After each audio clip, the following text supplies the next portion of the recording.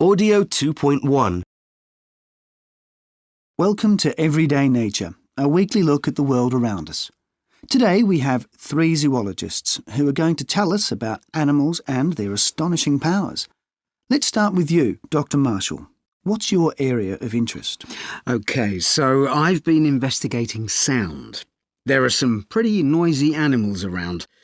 For example, the lion has a seriously loud roar, which can be heard 8 kilometres away. And isn't there a kind of shrimp which makes an awfully big click? That's right. It's called the snapping shrimp, and it makes an astonishingly loud snap that lasts for just 1 millisecond. But it's so loud and powerful that it heats up the water around it to a temperature hotter than the sun's surface. But the blue whale is the most impressive of all. Its calls travel more than 1,600 kilometres through the ocean and are roughly as loud as a very loud rock concert. But we humans are unable to hear it, right? That's right. Professor Green, I believe your field is building. There are some notably good builders out there in the animal world, am I right? Oh, yes. Just think of a bird's nest, for example. It's so remarkably complex and beautiful that it was used as the model for the Olympic Stadium in Beijing. But I think it's beaten by the termite's nest, which is utterly astonishing. It's more like a city than a nest. It involves highly sophisticated systems. Did you know that inside the environment is temperature controlled with special ventilation? So it's air-conditioned. It certainly is, and what's more, there are special rooms that store food, contain gardens. Gardens? Gardens, and of course house the queen. It's an exceedingly impressive piece of work, and just made from simple materials like soil and saliva. So, Dr. Johns, you study animals from which point of view? Well, I'm particularly interested in how fast animals can travel, but also how long they can travel at the fastest speeds. For example, some birds, especially hunting birds, like the peregrine falcon, are extraordinarily fast over a short distance, even up to 320 kilometres an hour, if they want to catch a mouse, for example, but they can't sustain that over several minutes. And it's fair to say that humans are hopelessly slow when it comes to running and swimming and so on, isn't it? That's true, but we do have a critically important advantage, which is that we can run for long distances, much farther than any other animal. It's because we have a radically different body structure, and being able to run for a long time can give you advantages that pure speed doesn't have. Not least, you can win marathon races. Well, thank you very much, Dr. Johns, Professor.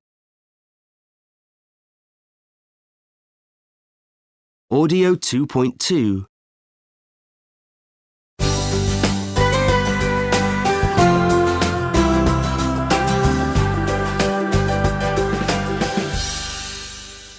Hello and welcome to In My Opinion, the radio show in which three contestants have just 60 seconds to present the best answer to a topical question. And of course, as usual, our audience here in the studio will vote after hearing the three speakers. Our first question tonight is, what was the most significant breakthrough in engineering? And over now to our first contender, Marion. Your 60 seconds starts now. Good evening. In my opinion, the most significant breakthrough in engineering was the wheel. Until the invention of the wheel in Mesopotamia about 6,000 years ago, early humans had made pots by hand, dressed in animal fur, and pulled heavy objects from place to place. How inefficient! But even once they'd invented the wheel, its use was limited to things like making pots. In fact, early humans had been using the wheel for 300 years before they realised they could use it to transport both themselves and heavy objects. But the wheel is not just about transport. It's had a huge impact on many later inventions. Without the wheel, inventions such as the watch, the car, or the computer would have been impossible. Thank you, Marion. Now over to Trevor. Your 60 seconds starts now. Thanks. Well, in my opinion, the most important breakthrough was electricity. In the past 100 years, engineering is said to have produced some of its greatest achievements to date. And the key to most of these is electricity. Electricity has revolutionised virtually every aspect of modern life. Its use became widespread at the end of the 19th century, and it has been transforming our lives ever since. Can you imagine our life today without it? That sounds like it from Trevor. Now on to our final contestant in this first round, Lucy. Lucy, your time on the most significant breakthrough in engineering starts now. OK, well, my answer to the question is a little unusual. You see, in my opinion, the most significant breakthrough has not yet happened. According to the National Academy for Engineering in the USA, some of the biggest breakthroughs are predicted to have taken place by the middle of the 21st century. And I think the most significant is that experts say that by 2040, we will have found new types of fuel. This could have a dramatic effect on our current problems with energy supply and the environment. Some say that in just a few decades, new energy sources will have been developed through nanotechnology, the engineering of matter at the level of molecules. And that's a really... Sorry to interrupt, Lucy. I'm afraid your time's up. And now, having heard our three speakers, it's over to our audience to decide who was... Audio 2.3. 1, Early humans had been using the wheel for 300 years before they realised they could use it to transport both themselves and heavy objects. 2, Electricity has revolutionised virtually every aspect of modern life. 3, Some of the biggest breakthroughs are predicted to have taken place by the middle of the 21st century. 4, In just a few decades, new energy sources will have been developed. Audio 2.4. 1, Most of the patients are asleep at this time, so it's important that you don't... 2, This music is so loud. I just can't work in. 3, When I'm working, I have to have... 4, He's a very shy kind of guy. When he's at a party and he doesn't know anybody, he finds it difficult to... Audio 2.5. 1, Eric, could you stop fiddling with your phone, please? This is supposed to be a serious meeting. I wish you would... 2, You mean you can see somebody standing on that bridge in the valley? I can't see anything. You must have... 3, Haven't you noticed that my husband speaks with a Mexican accent and I speak with a Spanish accent? Or maybe you don't. 4, Now, Lucas, when you said that there is no relationship between the two events, I thought that was a very... Audio 2.6. 1, Do you ever have to take notes? Yes, I usually take notes in business meetings at work. And do you have a particular way of doing that? I usually make notes about the agenda. I use the agenda items as headings, and I highlight the action points, particularly mine, so I don't forget what to do for the next meeting. 2, Can you tell me if you ever have to take notes? Oh, yeah, all the time. In lectures and seminars, things like that. Have you ever been trained how to take notes? Not really. I just picked it up through practice. And your top tip? I guess it would be to listen for key words. And how do you know what the key words are? They're usually stressed in some way. Like the lecturer says, so it was the economic situation rather than the political. So you know to write economic. 3. So tell me how you take notes. My technique is to write down everything. Really? Everything? Yes, because you never know what information you're going to need later. Do you even write down words like and the? Well, yes. 4.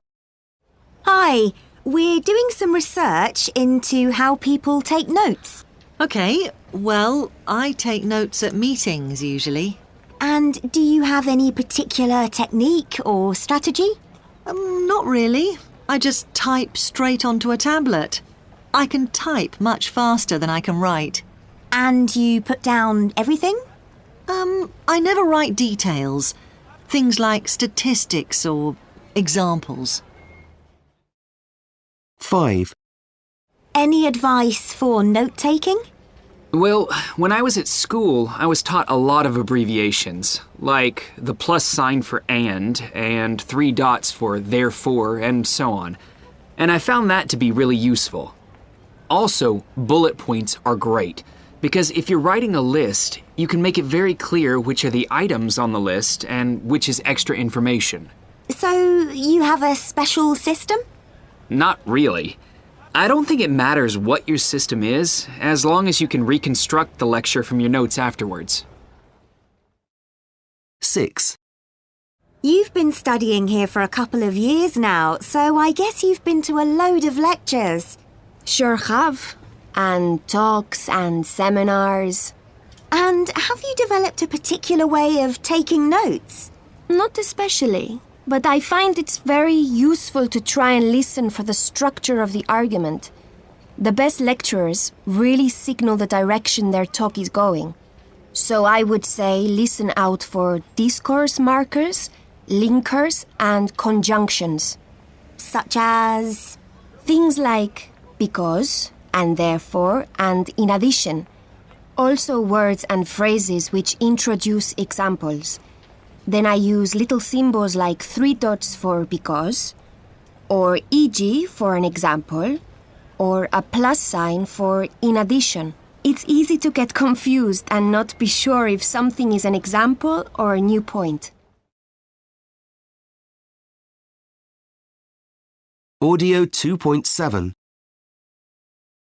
One of the most amazing feats of the human brain is that of hearing and listening. Of these, I think that listening is the more mysterious.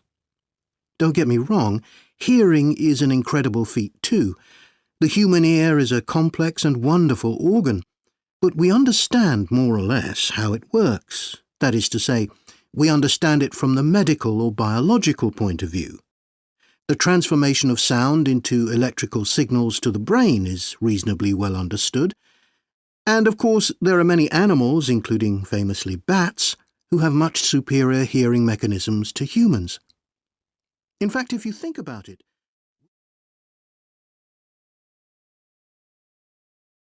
Audio 2.8. We have been able to build machines that can hear for many years. Scientists are now getting interested in the skill of listening. Because machines, and we're talking about computers now, actually find it tougher to listen than to hear. You can tell the difference if you listen to a recording of a noisy party. You can hear lots of different sounds, the chatter of people engaging in conversation, the sound of glasses clinking, maybe music too, but they all sound the same volume or loudness. It's not possible to notice any real difference between them. But we can. When we're at a party, we can focus or concentrate on the conversation we're having and cut out or ignore the music or other background noise. In other words, we can sort out what is important to us and what isn't. In the same way, computers are good at certain aspects of listening to music. Computers can distinguish rhythm. da-da-da, da-da-da-da. And they can tell if a note is high or low. Da, da. Some computers can now even tell the difference between a violin and a piano. A scientist called Audio 2.9. A scientist called Mounia El-Hilali and a group of university researchers are working on this. They're trying to find out how the human brain perceives all these different sounds in a noisy environment. Whether you're at work, in the street, or in the home, you're surrounded by a cacophony of sounds, and all these sounds compete for your attention. How does the brain deal with this? The researchers claim there are two types of activity going on in the brain when you're listening in these environments. The first hears all the sounds, but the second can zero in, can focus on a particular sound, like the conversation you are engaged in, and that is controlled by your state of mind. The scientists hope to understand the relationship between these two activities. The immediate aim of the research is to build a computer model which can listen in the same way as a human. But the eventual aim is to design better products that will improve and enhance communication. Audio 2.10. This leads us on to a consideration of the conventional thinking about what a challenge actually is. For most of us, the meaning usually centres around an individual task, which is in some way demanding or difficult to complete. Physical or mental tasks commonly spring to mind, and the outcome is often clearly a success or a failure without much scope for any grey areas in the middle. So we can probably all recognise that feats such as running a marathon, climbing a mountain, or crossing the Grand Canyon on a tightrope present enormous challenges to the individual. They require physical and mental resilience that most of us cannot identify with, and potentially offer a sense of achievement that is likely to contribute exponentially to the well-being of the individual. However, some definitions suggest a wider meaning, and that a challenge may additionally involve the testing of abilities and character. There may not be an obvious end point, any recognisable achievement, or an attempt which ends in disappointment. We can therefore include the everyday chores we face day after day within our concept of a challenge. And these daily challenges should be seen in a different way to the one-off tasks that arise from time to time in our lives. Audio 2.11. How many of you have children? Quite a few, I see. And how many of you have lost a loved one? Not so many, but still a significant minority. What about a new job? How many of you have started a new job in the last 2 or 3 years? Yes, quite a few too. And how many of you received emotional or psychological support while these life events were happening? Not so many. Of course, that's not surprising. Very few people seek help during times of change such as these. It's generally only when things become catastrophic for the individual that they make the effort to seek out help or coping strategies. For example, the new mother who can no longer cope due to postnatal depression. For most of us, these are events that people live through all the time. They're part and parcel of human existence. Perhaps people shouldn't need extra attention or support. They might appear weak. But is this a sensible attitude? Should we expect people to soldier on regardless? In my view, no. Through my research, I've gathered concrete evidence that people who find themselves in a life-changing scenario are much less prone to stress or depression when given support and coping strategies from the outset. I've looked at medical data from the last 50 years, and at the beginning of this period, concerns with mental health and associated terms such as counselling and coaching were significantly less common than they are today.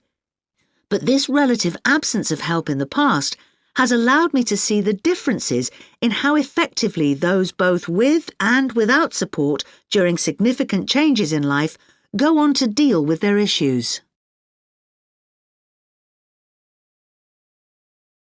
Audio 2.12. Achievements. Challenges. Tests. Successful. Audio 2.13. OK, so I guess my biggest achievement so far is probably getting into university. I was a good student in my early teens, but I kind of slacked off a bit at about 16, and then I suddenly realised that exams were just around the corner, so I really had a lot of catching up to do, which presented a challenge. However, I was determined to get into university, so I suppose that gave me the incentive. For years, my parents had been telling me to study, but in the end, making the decision for myself was what made all the difference. And so I organised myself and tackled the problem and got the grades I needed. When I heard I'd got in, I was utterly amazed. I've done other things since, but at the time, it really was an incredible achievement.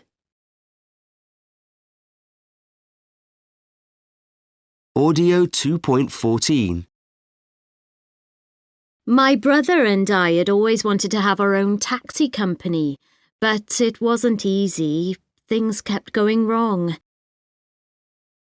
Financing the business was hard, and so was finding the right staff. At first, we couldn't think what to do, but eventually we decided the best way to sort things out was to open a cooperative with other drivers. Of course, getting everything organised wasn't easy. There was a lot of hard work. However, we managed to launch our business last March. It was a source of tremendous satisfaction when we finally achieved our goal. Audio 2.15. I guess. I reckon. Utterly. Sort of. Dreadful. Unbelievable. You know what I mean? Ridiculous. All the time. I suppose. Anyway. Extremely. Kind of.